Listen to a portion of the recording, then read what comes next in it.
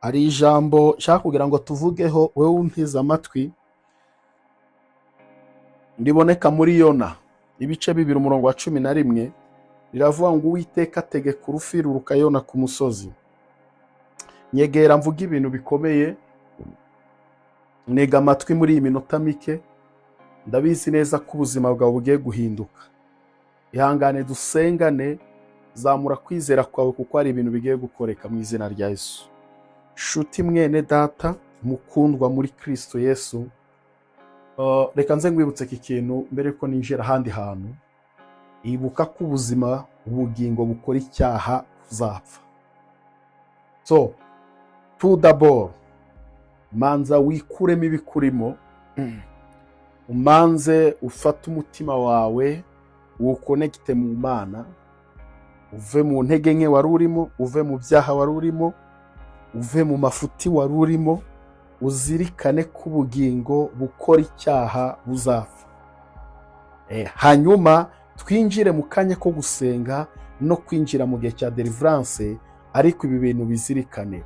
Mukundwa mwene data, shuti muri Kristo Yesu, uyu munsi aho isi isigaye igoranye, isi bisigaye bimeze ukuntu tamenya ukuntu nabisobanura, uyu mwanya aho agakiza k'Imana abantu bari kugakerensa, aho umuntu wese uvuga ijambo ry'Imana yitwa umutekamutwe, aho umuntu wese twebwe twasuwe amavuta yo kuba pasiteri, aho uvuga ngo ndi pasiteri bakavuga ngo dore wa mutekamutwe, ndi pasiteri bakavuga ngo dore kandi uyu nawe araje, ndi pasiteri arimo arashaka amaturo, ndi pasiteri arimo, aho uvuga izina pasiteri aho barihinduye igitutsi, aho barihinduye igitutsi. So turi muri cya gihe aho abantu benshi badashaka kumva Imana mu mitima yabo, mu buzima bwabo, aho ibintu byose bari babihinduye imitwe, babihinduye ibindi bintu ibyari. Ariko umva ngubwire, reka nze ngubwire iki kintu, kuba ibi bintu by'Imana, so wenda hazamo n'ibintu byo kuvuga ngo muhagarare, nsengero bakazihagarika, cyangwa ukabona ku kavuyo kose karimo, ntabwo biguhesha uburenganzira bwo kujya gukora ibyaha. Oya, biranashoboka ko wabona wa wundi wakuyoboraga, cyangwa se wa wundi wafatiragaho icyitegererezo, wa wundi wabonagamo impano runaka, arimo arakora amafute, arimo arakora ibyaha, arimo arakora amanyanga, ntabwo nawe ugenda uvuga ngo n'aba bandi barimo barabikora, ngo urabona. So ntabwo ibyo biguha uburenganzira bwo kujya gukora ibyaha. Zirikana iki kintu, umenye ko uko waba uri kose, uwo waba uri we wese, titire waba ufite yose, tuzahurira mu rubanza. Umva uko Bibiliya ivuga. Umwanditsi yaravuze ngo, numva ari mu Baroma mu bice nari kwibuka neza ariko numva ari 7, yaravuze ngo uko twese tuzagaragarizwa imbere y'intebe y'imanza ya Kristo. Ni mu Bakorinto. Umuntu wese agahabwa ibyo yakoze akiri muri uyu mubiri, ari ibyiza cyangwa ibibi, twese ngewe nawe tuzagaragarizwa imbere y'intebe y'imanza ya Kristo. Umuntu wese ahabwa ibyo yakoze akiri muri uyu mubiri, ari ibyiza cyangwa ibibi. Nyumva neza, reka ibyo tubyihorere. Icyo shatse kugira ngo ngubwire uyu mwanya ni nonaha niki, nuko icyambere mbere yo kugira ngo winjire mu kanya kugira ngo twembi dusengane, manza wikureho intege nke zose zari zikiri, manza wikureho urwitwazo rwose wari warashyize imbere y'Imana, ndetse wari warashyize imbere yawe. Rero rimwe na rimwe ukuntu umuntu akora ibyaha ariko agashaka kumanza kwiyorohereza muri byo. Sinzi niba iri jambo mvuze wenda ryanakumvikana cyangwa rikumvikana mu buryo nashatse kurivugamo, ariko hari ukuntu umuntu aterwa n'intege nke, hanyuma agashaka urwitwazo rumushyigikira muri izo ntege nke ze. Hanyuma akagwa mu ntege nke, wamubwira ati ariko kugenda gutya ati ni iby'iki gihe, ati ndusha ibyaha runaka ni runaka, nawe ni wowe, kandi ugiye kugira intangagaciro z'umurokore. Kuko reka nkwibutse ko nubwo iby'Imana babipirata, nubwo babipirata, ntabwo biguhesha uburenganzira bwo kujya gukora ibyaha, kuko ubugingo bukora ibyaha buzapfa. Reka mbisubiremo, ubwo bugingo uri gusambanisha, ubwo bugingo uri kwibisha, ubwo bugingo uri kunywesha amayoga, ubwo bugingo uri gukoresha gutyo, ubwo bugingo bukora icyaha nibwo buzapfa. Reka nze nihute. Bibiliya navuze iri jambo riboneka muri Yona 2:10 ravuga ngo Uwiteka ategeka urufi ruruka Yona ku musozi. Kanze ngubwire, Bibiliya igaragaza ko Yona yariwe n'ifi, amara iminsi 3 mu nda y'ifi. So iminsi 3 mu nda y'ifi, ifi iramurya, ifi iramumira, hanyuma amara iminsi 3 aboshwe n'ifi. Kanze mbabwire icyo nshatse kugira ngo mvuge nuko hari abantu benshi uyu mwanya bari mu nda y'ifi. Icyiza gihari nuko Yona ari mu nda y'ifi akaba abizi. None hari n'abandi baribwa n'ifi ntibamenye yuko bari muhengeri, ntibamenye yuko bariwe, bagakomeza bakabifata nk'ibintu bisanzwe, kandi nyamara bararangije kuribwa n'ifi.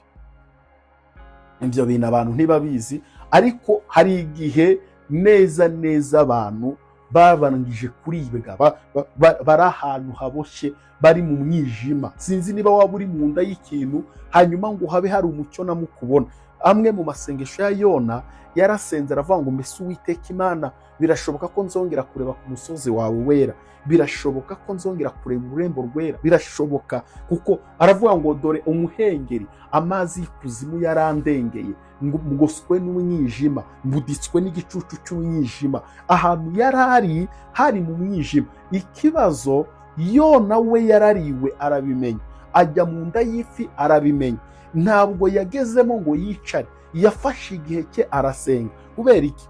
Ashaka kuva ahantu ari, ashaka kuva muri situwasiyo arimo. Reka nze mbabwire, ntabwo iteka ibintu byose Imana ari izabigukorera, biragusaba ngo utere intambwe. Niyo mpamvu Bibiliya ivuga ngo nutera imwe nzatera 99 ngusanga. Hari uruhare rwawe usabwa kugira ngo uve mu mwijima urimo. So rero hari ibintu byinshi abantu bibaboshye kandi badashaka kwemera ko baboshwe nabyo. Ugasanga umuntu aboshwe n'ibyaha, ariko wakurikirana uruhererekane rw'ibyo byaha bimuboshye, ugasanga ni uruhererekane rwo mu muryango, kubera ko ni umusinzi kandi se nawe yari umusinzi, ni umusambanyi kandi na nyina nawe cyangwa se nawe yari umusambanyi. Mu yandi magambo, hari umwuka umugendaho kandi adashaka kubohoka muri we. Rero arashaka mbese we azi ko kuba ari kumukora ibyo bintu, kuba ari kusambana, kuba ari kugira ari iby'urubyiruko bigezweho, ari iterambere, ari ukuba intwari, ari ukugira ibyo, ntabwo abizi, ntabwo azi ko ari umwuka umubudikiye, ntabwo azi ko ari imbaraga zimufite. Ibyo ntashaka kubimenya, ahubwo azi neza ko ari ubugabo arimo, azi neza ko ari ubutware, azi neza ko nyine ari ibintu biri aho. Oya, manza usobanukirwe ahantu uri nihe. Ntabwo ari mu nda y'ifi, urabona uri mu buzima buri normal. So icyo nicyo kintu cya mbere ukwiye gusobanukirwa. Reba situwasiyo urimo, urebe ibyo ucamo. Abandi bicamo ariko wowe uracyasamye tu, abandi bigenda neza ariko wowe ubona reka, abandi situwasiyo yose uciyemo iteka uyihuriramo n'amakuru, nyamara uracyabibona nk'ibintu bisanzwe. Ese koko ni ibintu bisanzwe? Igihe cyose rero utirevoluse, igihe cyose udakoze revolution ngo ushake kuva ahantu uri, ushake kwibohora umwijima urimo, kugira ngo uzawuvemo bizakugora. Kugira ngo utere intambwe uva ahantu hamwe ugera ahandi, biragusaba kwidekarara ukava mu mwijima. Uyu mwijima kugira ngo uwuvemo niwe uzabigiramo uruhare. Ntabwo Yona yageze mu nda y'ifi ngo aceceke, ntabwo Yona yageze mu nda y'ifi ngo aryame. Yona ageze mu nda y'ifi, birivuga iki? Arasenga, yamaze igihe kingana n'iminsi 3 asenga. Muri iyo minsi 3, ayo masengesho nubwo yari mu mwijima, ariko yarazamutse agera ku Mana. Ageze ku Mana, Imana nibwo yategetse. Reka ze mbabwire, twebwe nitwe dutuma Imana ifata ibyemezo byiza kuri twe, cyangwa se igafata n'ibyemezo bibi kuri twe. Kubera ko Bibiliya igaragaza ko umugabo bitaga Yehu yakoze ibyiza, aragenda arimbura ibyo agomba kurimbura. Imana ifata icyemezo cyiza iramubwira ngo kubera ibyo bintu ukoze, nanjye uzarama ku ngoma y'ubwami. Yehu amaze no gukora ibibi, aravuga ngo ariko nibutse ibyiza wakoze, ubundi nakakurimbuye, ariko kubw'ibyiza wigeze ukora nzakomeza isezerano nagiranye nawe. Umuhungu bitaga Finehasi yarwaniye ishyaka Imana ifata icyemezo iravuga ngo kubw'iki kintu ukoze uzagira ubutambyi bw'igihe kirekire, ingoma yawe, ubutambyi bwawe muzahora, urugo rwawe ruzahora ku ngoma y'ubutambyi, ruzahora runtambira, ruzahora runkorera iteka. Kubera iki? Ni uko uyu mwana afashe icyemezo cyiza. Rero mu gihe cyose wanze gufata icyemezo cyiza cyo kurekura ibyari bikuboshye, biragoye cyane kugira ngo Imana ikorane nawe. Urasabwa ngo ugire ibyo urekura kugira ngo ugire ibyo wakira. So rekura nonaha mu izina rya Yesu. Imana ikwinjize muri desite yawe, Imana ikwinjize mu mugisha wawe, Imana ikwinjize mu masezerano yawe. Ugomba kugira ibyo urekura, ugomba kugira ibyo wiyaka mu izina rya Yesu. Imana iguha umugisha wowe warunkurikiranye, ariko umenye ko ari igihe cyawe cyo kugira ngo usenge usohoka aho hantu wari uri. Ntabwo nzi ubuzima wari urimo, birashoboka ko ari ubuzima bw'ibyaha. Iyo ni ifi yakuriye yakumize, ariko ubu ifi ugasanga nk'ubusambanyi bwarakumize, bwarakwifatiye, bwarakuzengereje. So aho hantu ni wowe ugomba gusenga kugira ngo hasohokemo. Birashoboka ko ari ubuzima budahinduka, bw'ubushomeri, bw'ubukene. So abantu benshi muba mushaka ko umuntu avuga ku bingana n'amarangamutima yanyu, mvuge ku bukene, mvuge ku biki, mvuge ku mafaranga, mvuge ku biki. Ibyo ntabwo ari byo shaka kuvuga. Birashoboka ko hari ikintu cyakugumanye, nyamara nubigenzura neza urasanga ari ifi yakuriye.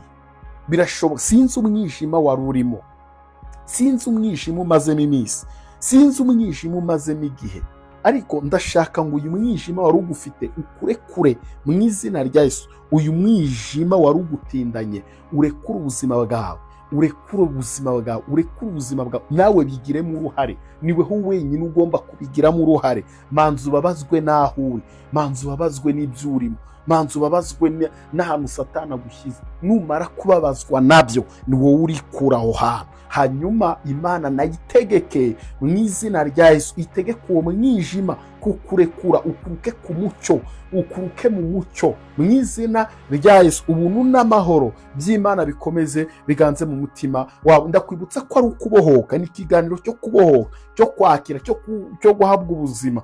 Akira ubuzima, akira kubohoka mu izina rya Yesu. Imbaraga z'Imana zikubeho. Nyemerera rero muri aka kanya dusengane. Ndashaka kugusengera kugira ngo Imana ikuvane muri uyu mwijima. Nshaka kugusengera kugira ngo Imana ikuvane mu mwijima. Umwijima umazemo iminsi, niwe uwuzi. Umwijima umazemo igihe, niwe uwuzi. Niba umaze igihe mu mwijima, usohokemo. Niwe uzi umwijima utinzemo, niwe uzi umwijima ubamo, niwe uzi umwijima wakugose, niwe uzi umwijima ukuzengurutse. Uyu mwijima ndifuza ko Imana iwugucomoramo, uyu mwijima Imana iwukuvanemo, uwo mwijima Imana iwugusohoremo mu izina rya Yesu. Nyemera njye nawe dusengane. Mana Data wa twese wo mu ijuru, ndasenze ngo mwene data umukure mu mwijima.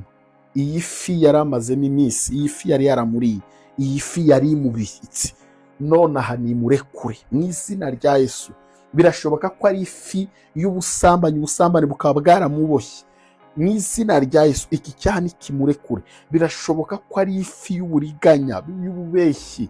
Birashoboka ko ari ifi yo kureba amafilime y'urukozasoni, y'amaporunogarafi n'ibindi. None iyi fi nimurekure. Birashoboka ko ari ifi yo kugotwa, yo kubohwa mu buryo bw'imitekerereze. Birashoboka ko ari umwijima w'ubukene, w'uburwayi. Nonaha umwijima wari umuboshye numurekure mu izina rya Yesu. Ndamukura mu burwayi, ndamukura mu ntambara, ndamukura mu byari bimuboshye, mu byari bimufite. Nonaha nibimurekure, ndamukurayo mu izina rya Yesu. Niyakire ubuzima, niyakire kubaho. Urakoze Mana kubyumvise, kandi urakoze kubikoze mu izina rya Yesu. Amen. Ubuntu n'amahoro bikomeze bigwire mu mitima yanyu. Ineza y'Imana ikomeze ibabeho mu izina rya Yesu. Amen.